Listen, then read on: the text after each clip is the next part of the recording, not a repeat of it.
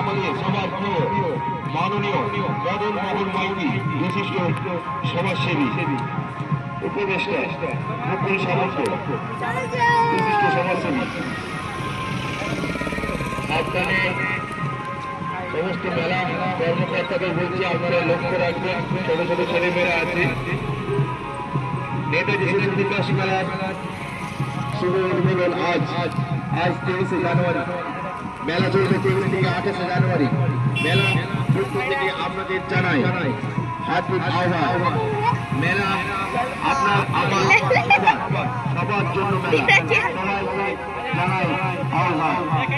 নেতাজি সুভাষ বিকাশ মেলা আজ শুভ উদ্বোধন করতে আসছে পরিবার।